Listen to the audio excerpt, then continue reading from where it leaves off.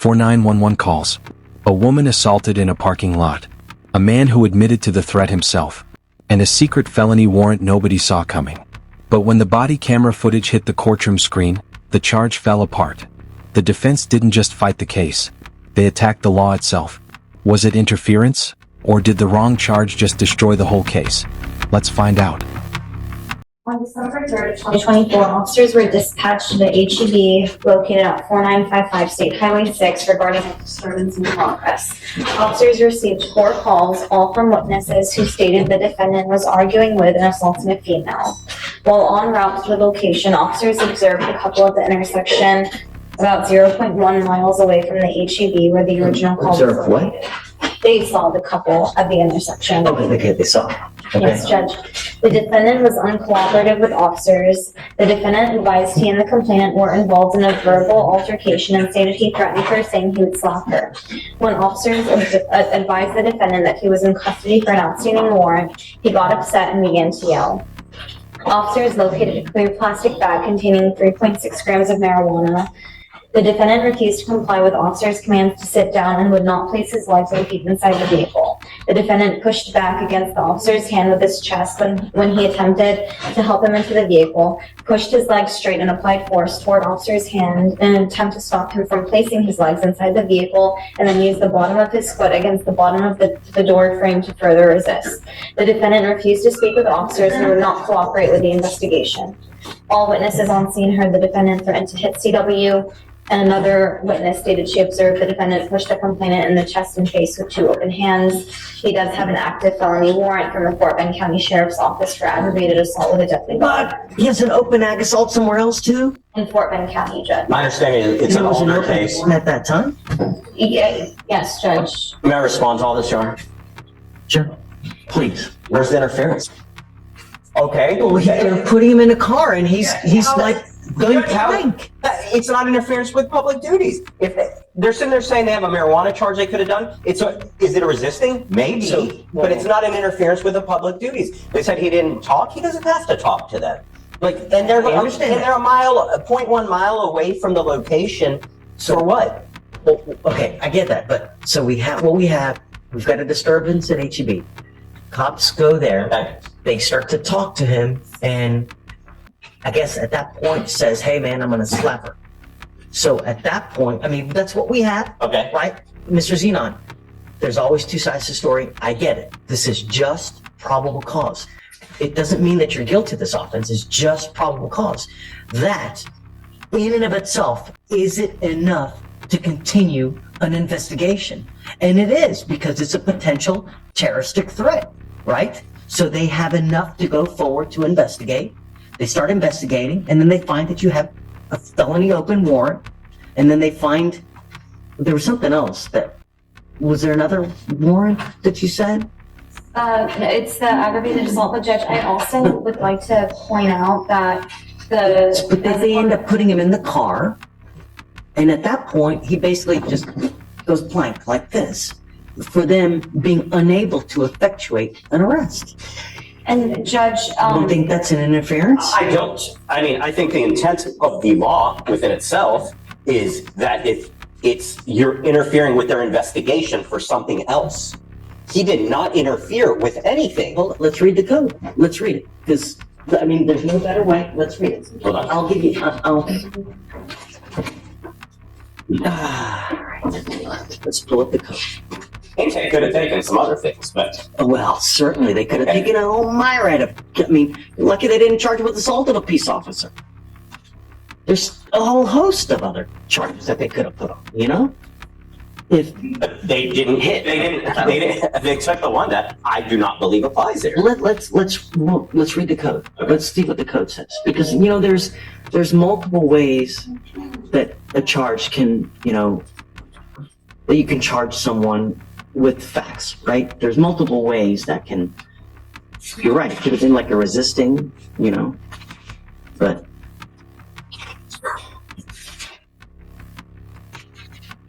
Defense attorney Ciros just did something unexpected. He's not arguing about what happened in that parking lot.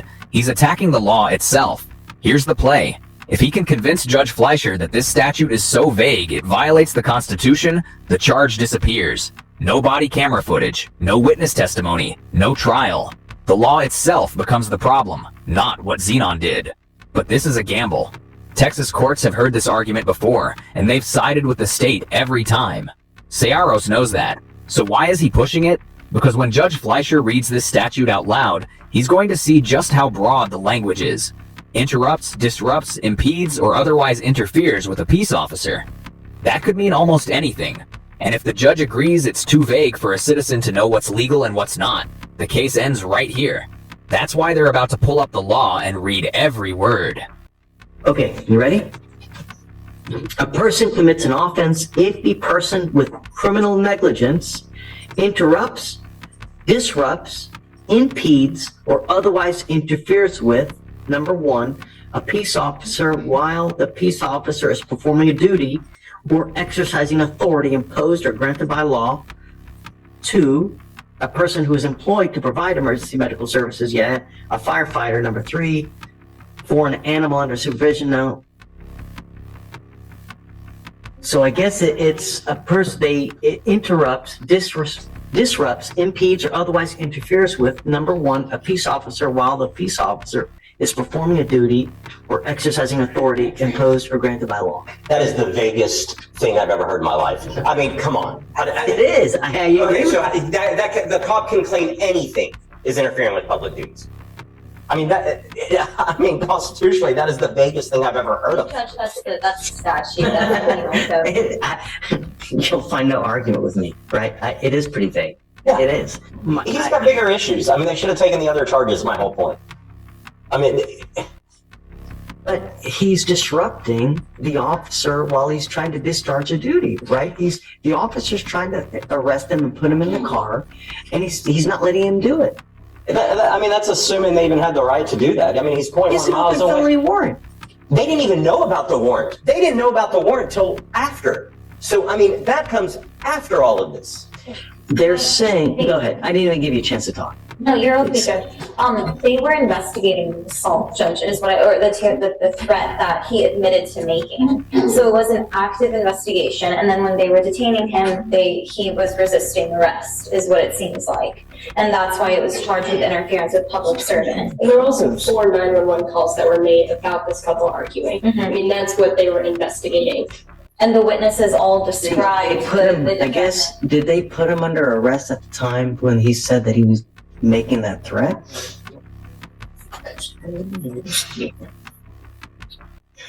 And with being Did they have the authority to arrest at that time? Right? So I think it was during their investigation, the defendant admitted to threatening, that he would stop the misclaim. And it's at that point they start to put him under At arrest? that point, they ran him through the NCIC and they found that there was an active warrant, and then they informed him that he was in custody. Okay, then that's a resisting. From what they're using to say he's pushing back or pushing. Remember, That's a resist. That's not interference with public duties. But it could be that a set of facts can be multiple charges, right? So it could be a resisting, but it could also theoretically be interfering with what he's trying to effectuate, which is an arrest. It's a duty that he's performing. He's performing the duty of an arrest. But again, it's vague. If the officer didn't put in the report, he's not saying in the dim summary, you are under arrest. Well, it's okay. Well, but so we don't know. Okay, I'm just saying. Well, if he says he's under arrest, but damn, it's all but clear. This is. We also don't have the offense report. I don't care. But I think that there's enough. He places him in custody, right? He's going to arrest him, starts putting him in the car, and dude goes plank. But I don't have the I shared the videos. Remember, guys, this is a very low burden. This is probable cause. This is not beyond a reasonable doubt. Beyond a reasonable doubt is a different standard. This is just to see if there's enough to go forward. And according to this, you're disrupting, allegedly, you're impeding, and you're otherwise interfering with him trying to arrest you and putting you in the car. A person can interfere with duties in multiple ways. It's not just one way. Like you go in there and someone else tries to stop an arrest from happening. I don't know. I think that there's enough. Whisper to me because I want to know what you're about to say. And if you want time, you guys can go back and talk. Okay, well, I got a second. 3 times to search me. Can I have a moment to look at the video? Here. He's telling me a whole separate. But I need to give them time to be able to look at it too. I mean, it's noon. Why don't we do this? Why don't we roll it to Monday and we can, I'll find it now. We can reapproach Monday morning or tomorrow even. And if you find, you know, if you find a completely set of different facts than what they're saying on video, I'm all ears. I'm always all ears. I'm always willing to rehear probable cause at any time. I mean, it's not the be all end all. But for now, what they're telling me, if it in fact is the case, there's enough for probable cause to go forward. Is there enough beyond a reasonable doubt? No. But be that as it may, you know. Okay, it looks like they didn't give him a PR bond on this. Okay, so well then, The bond right now is set at $2,500. Okay. Your bond upstairs is set at $5,000. Tell me about that Fort Bend case. Is it old? Is it new? Let me check, Judge. I think it's 2023. Is it? I don't know. I mean, because it looks like you got on probation in October of this year. When you're on probation, dude, on felony probation, you have a freaking halo over your head. You know, you got to be as good as you can. You're facing a lot of time in prison. Have you been to prison before? Sir. No, sir. It's not a fun place, you know? And I don't know what we need to do to get your attention, man. In life, if you're with a person that brings the worst out in you, then don't be with that person. There's a gajillion and one fish in the sea, but how can a person get you so wrapped around your finger to make you, you know, just go. It's like a cancer. When you have cancer, if you don't cut it out, it kills you. This is killing you. I can contact Fort Bend, Judge, and get more information. Well, it doesn't matter. It's neither here nor there.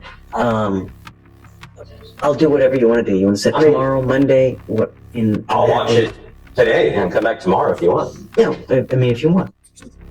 Surely. You have it? I just shared Okay, it. so They just shared it with me. Yep. let's roll it to tomorrow. You guys take a look at the video as well. Be prepared, and then we can reconvene tomorrow. For purposes of now, I'll find probable cause, and then we can regroup again tomorrow. Okay, thank you. Yeah, okay. All right, Mrs. Zenon. Thank you. See you tomorrow. See you. Probably gonna agree to disagree here. But I would like for you to watch like the 2 minutes of the video that I think. So, Judge, I also, because you had this question yesterday, I called Fort Bend and they confirmed it. The Fort Bend County aggravated assault with a deadly weapon, it's just sealed, and that's why it didn't pop up. It's just what? It's sealed at the moment. Sealed. Is it a new case? Is it an It old was case? just filed in November, Judge, Wow. but the offense date was in March. Okay, so that's what I'm asking. The offense date was March of 24. Yes. So it was allegedly committed prior to, now nevertheless, it's still a It warrant, was, but how on earth has it never been? it's because, so they'll unseal it whenever an arrest happens, Judge. The case was filed. He had 2 other charges in this county, even that he caught even after that one. I'm so confused. You know that Fort Bend knows that there's a felony warrant, a dangerous felony warrant, and they failed to execute that warrant over and over. He's been on probation. He's been meeting with his Meeting in here that he's got on 2 years probation for, and then had also a UCW here that he caught after that, and another assault of a pregnant person that he caught here after that, and another UCW that he caught here after that. So he had just a string of cases, and I mean, the list goes on. But there was just a string of cases that he caught even after that, so I guess they just never, I don't know. I will tell you the shenanigans from my experience that Fort Bend does. So if they think they're going to TDC, I have seen them let them go to TDC, wait till they even make parole or discharge or finish that sentence, right? And then they're out and they go, oh, now we're going to file you. And then parole goes, oh, now we're going to revoke your parole. Those are the shenanigans that I've seen. Judge, And this has been going on for years out there, like prior administration continuing. But I mean, I guess ultimately at the end of the day, even if that happens, like let's just say the parole board's going to look and see that was like extremely old, right? However, the first time he I know. I'm not gonna read it. It doesn't matter. as in, I mean, it doesn't matter. It's on video. It doesn't matter. No. Parents required, but you know, if he pays. It's on video, guys. Like I watched it. I'm not crazy. Like this, it's on video. Sorry to keep Let's talk to Judge about it. you're still upset. Yes, you watched the video, and I'm even more upset, Judge. So Judge, we just want to address some of the questions that defense and you had yesterday. Defense was saying that he felt that interference statute was overbroad. We found case law saying that it's, or vague, that it's unconstitutionally vague. We found case law saying that it's not unconstitutionally vague. It's from DeContal versus State. I've tendered it to defense. Can I approach Sure, Judge? I gotta imagine that if it was unconstitutionally vague, someone would have challenged it, and it would have, you know. Well, maybe I haven't had my case yet. Okay. And you know, I'm happy for you to make me along. You know, always. Why are you saying that there's no PC in this case? Is there a PC for something else? Yes. Is there for the interference with public duties? No. I mean, because it's on video, it didn't happen, Judge. Like, so they get calls for an assault. Searos just lost the constitutional challenge, but he's pivoting to something stronger. The state charged Zenon under Section 38.15, interference with public duties. But Searos is about to argue the conduct only fits Section 38.03, resisting arrest. And here's why that matters. The difference comes down to force. Resisting requires you to physically push back against the officer. Interference just means disrupting their ability to do their job, even passively. Judge Fleischer is about to break down what each statute requires and whether the state can prove their case. The answer determines if Zenon walks out or faces conviction. The body camera footage is about to show Judge Fleischer exactly what happened. A disturbance, whatever. You're telling me the fact that they're saying he goes plank in the car while He doesn't. being arrested He doesn't does happen? not go plank. It's on video, Judge. But they say he uses his, I guess he uses He's in his, handcuffs. The officer has to place his hand on the chest of the defendant to get the defendant to sit back in the car. He also has to grab his legs and push them back into the car. We also watched the video. We watched the video and we have a timestamp, Judge. could it be that okay, so I know that a lot of times when they're putting a defendant into the car, they need help, right? They're unable to do it by themselves, or is he actively resisting getting into the car? He tried exiting the vehicle, Judge. And No, that's why they had to push him back into it. He leans forward. He's yelling at his mom. Record, call. The third time, they have taken him out. This is 3 times. They put him in the car and they take him out so they can search him. The cop is sitting there going, oh, we'll search him again. We can search him 20 times. If you feel you need to search him 20 times, search him 20 times for your safety. The cop doesn't even know what he's charging him with. DA hasn't been caught. The cop's sitting there go, we're getting you for resisting transport. Resisting transport. That is what the cop thinks he's taking of it. DA, Officer Singh, it's a 27-minute video. Okay? At no point is the DA's office called to this point. Okay? That happens after. Fine. For an assault, they can argue. I can argue case law. 4B states specific articulable facts of crime may have occurred. Fine. They are there on an assault. Okay? They didn't take an assault. So then they detain him, right?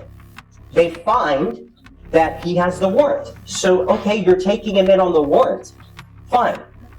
Judge, it's common for officers to conduct an investigation before they call intake. That's not an abnormal. Yeah, I mean, that's neither here nor there, but the question is he impeding the arrest or the function of arrest. Because I guess that you guys are basing the interference on the fact that he's not allowing him that, what's his name again? Xenon, Your Honor. Mr. Xenon is not allowing the officer to arrest him by putting him in the car. Respectfully, Judge, the officer doesn't even have to be arresting him. They just have to be looking into any legitimate matter.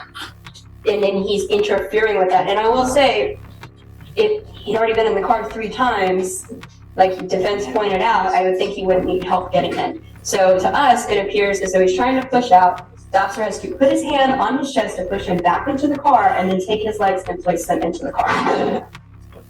He was cooperative the whole time. He's on his mom. If anyone's aggressive, it's the cop from the beginning. Judge, the And cop- I asked at the court's discretion, watch the video. You only need to watch like 2 minutes, the 13 to 15 minute mark, Your Honor. I mean, that's all you really need to watch on this. Judge, there's- What? we can watch the video, Judge. Cue it up. Let's watch. Can you put it on the screen somehow? So we can all watch? We can just go to the back and watch it. Do you wanna hook it up? I don't, cause he has issues hooking his computer up to the whole video, or did you? No, just the relevant portion. I don't need to see the whole thing. No, just that part that's relevant. You know, I guess if you wouldn't just put it right there and just turn it around. Yeah, just right on the table. Yeah, right there. And sit it. I'm just turning the volume up, Judge, as well. They talking about don't let them pull up. They talking about I got a warrant out for Fort Bend County for assault. Look, he pushing me. Mama, record me. Mama, look. Mama, look. Record him. Now you're under arrest. I'm under arrest. Yep, you got a new charge, Bubba. Resistant transport. Resistant? I wasn't resistant. You just resistant transport. Yep. What the hell is that? Listen, now you got a new charge. Yep. Come on. Thank you, This Judge. officer's not working in safety. Really?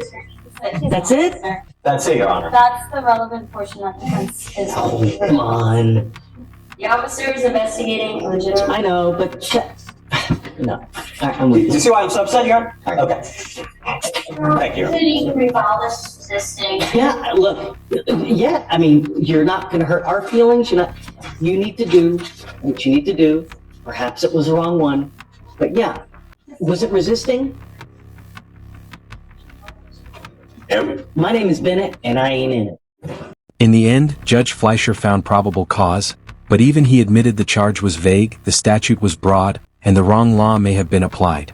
The body camera told a different story than the police report. And in a courtroom, that difference can mean everything. Was this interference with public duties, or just a man going plank in the back of a police car? The law says one thing. The video says another. And now you've seen both. If you want to see more real courtroom breakdowns where the law meets the streets, subscribe and hit the bell. Because justice doesn't always look the way you expect.